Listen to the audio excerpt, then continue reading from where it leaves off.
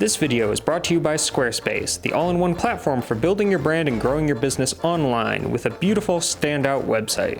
When I first started traveling to Italy, I began to think that Italians hate chicken.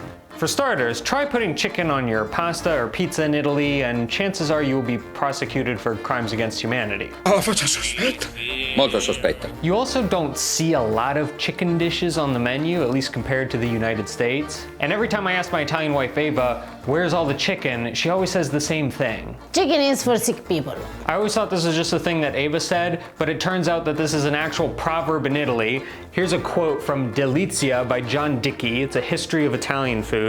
When the peasant eats a chicken, either the peasant is ill or the chicken is. So I came to the natural conclusion that Italians just don't like chicken. But as I learned more about the history of Italian food, I realized that I had it completely wrong. In fact, I almost had it backwards. Today, Ava is going to show us some of the ways that Italians do cook chicken, and by the end of the video we will have answered the question, solved the mystery of why there isn't more chicken on the Italian menu. There is no doubt that the most well-known chicken dish outside of Italy is pollo alla cacciatora. It's a very good chicken dish, but in Italy we have other chicken dishes that they are as good as pollo alla cacciatora. And today I'm going to cook one that is very similar because I'm going to cook all in one pan. But it seems that nobody heard of it, at least out of Italy.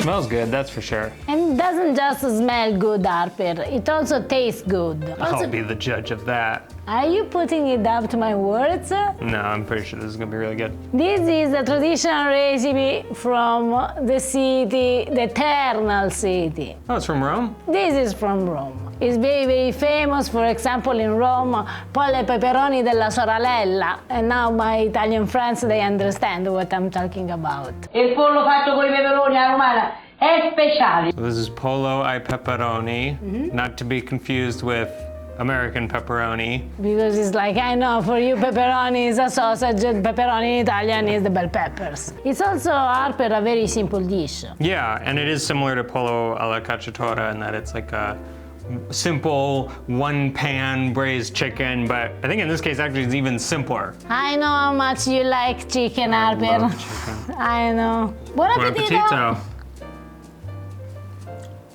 Okay, that's a winner. Pollo alla cacciatora, it's one of my favorite dishes. It has a very strong, very heavy savory flavor, which is what's fantastic about it. This is a bit different. It's much more kind of a lighter, fresher sauce, I would say. It's also sweeter because peppers at the end, they are sweeter. Yeah. I think that when you make usually this kind of dish, you end up having a little bit more sauce. And what you can do with the sauce, the first one Make a scarpetta. Put on the plate and make the scarpetta. By that she means bread, dipping bread. Ah, sì. The second thing is season also some pasta. Oh yeah, pasta sauce with But that. remember to keep the two things separate. Chicken in a plate and pasta in another plate. No chicken in your pasta, otherwise the carabinieri are on their way. Well, this is a very good, simple, easy, and I would say everyday kind of dish. The next one that I will cook, it's also even simpler. The only thing is that maybe you don't want to make it every day. This dish involves a whole chicken. Now, while the pollo e pepperoni is an everyday meal without any problem, maybe this kind of dish here in US you need a special occasion because we are going to use a lot of salt. In Italy, this amount of salt will cost around 2-3 euros. Here maybe it costs a little bit more than a chicken.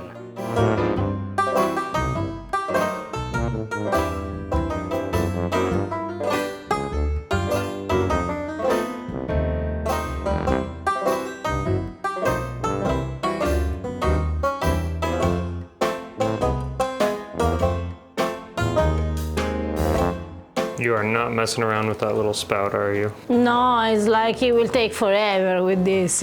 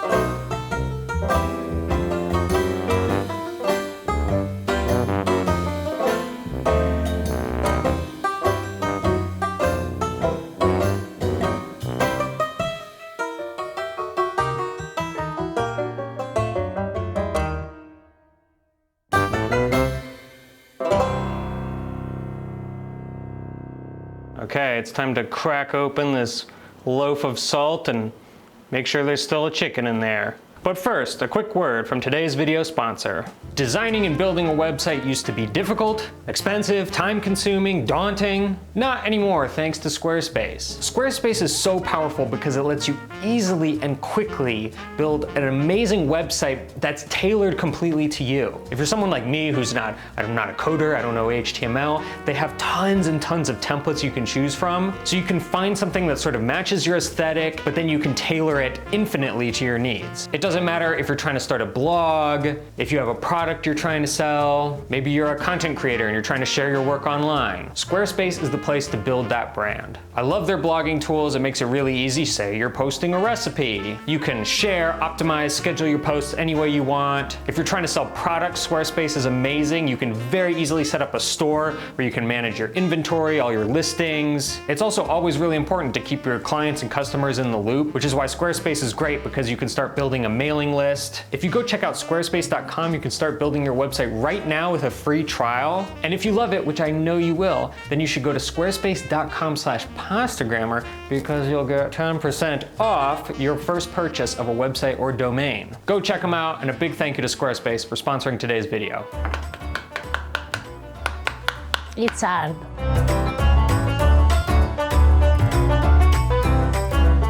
Is that chicken? See, there is still a chicken.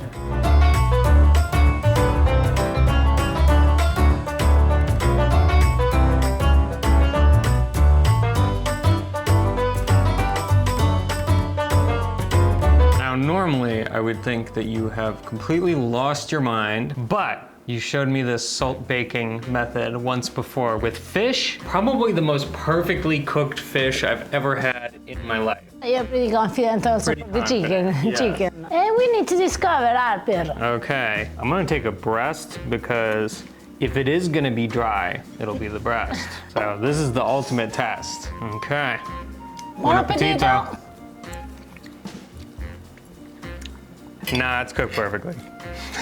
It's super juicy and tender. The cooking technique is perfect because it's not dry, it's not over salty. It's pretty also, let's say, light because you don't need any extra fat. It's so good. It's so good. Because the salt keeps all the juice of the chicken inside. That's what I don't understand though, because I think of salt as absorbing liquid. Like if you want to dry eggplants that are too watery, you salt them and the salt sucks out the water. So when you do this method, my brain is like, well, surely the salt will just suck all the moisture out of the chicken. If anyone out there knows the science behind why this works, I'd love to know. Leave a comment down below. I don't know why it works, but it definitely works. But you need also to keep in mind that we put the egg white, that when it's cooking in the oven, create a crust. Oh, yeah, that's true. It's kind of like that. A lot of cultures will do traditional cooking where they'll pack like lamb in clay. We do also in Calabria. Do we have any clay here? No, Clay Harper. outside? No, Harper, no, Just Harper. sand. You need a special like reason to want to make it this way, because depending on where you live, like in Italy, the salt is super cheap. Here, a bit more expensive, so like not the most cost efficient way to cook a chicken. It also, let's be honest, doesn't make for the prettiest presentation at the end, but if you ever want to try it to try to just cook like the perfectly cooked chicken, it's amazing. If you have a dinner party and you pull out that big loaf of salt and crack it open, it's pretty fun. Amazing. Well, now that you've perfected my beloved chicken, are you sure you don't want to make some chicken pasta? Vabbè, Harper, if you really want it. Wait, really? Yes, it's real that we Italians don't cook chicken with pasta, or at least you don't see the big piece of chicken with our pasta. But it's also real that we have 2 or 3 recipes that use chicken for the sauce of our pasta. And today I'm going to show you one of these. Just a quick warning for anyone who might be squeamish. If you prefer to see your chickens without their heads still on, skip to this time code. I'm starting making a chicken broth. Now, traditionally in Italy, we use an old chicken to make the broth, because as we say in Italy, gallina vecchia fa buon brodo. Now, I know that maybe this chicken is not so easy to find in your normal grocery shop. So, if it happens that you have, use it. Otherwise, use a normal chicken. When we were doing the shopping, Ava told me that she needed an old hen. I kind of scoffed. I was like, good luck. And then sure enough, we go to our local Asian market and they had a beautiful stewing chicken. So you never know.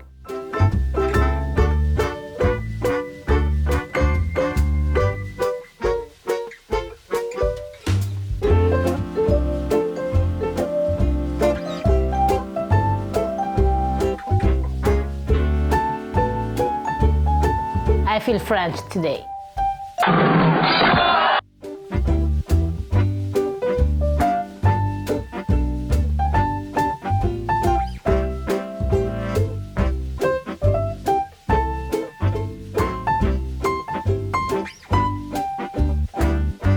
The broth is ready, so now is the time to cook our pasta, and we are going to cook pastina. This is what in Italy we call tempesta. Maybe here in America it's called like acini di pepe, something like that. And this is the pasta that all the kids eat when they are kids, or we eat when we are sick.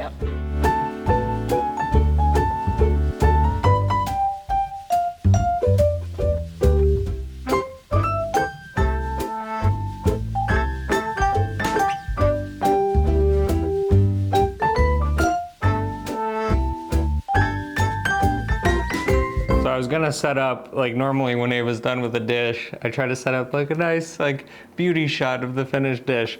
There's nothing to see here. It's pastina with broth. It just looks like a bowl of broth.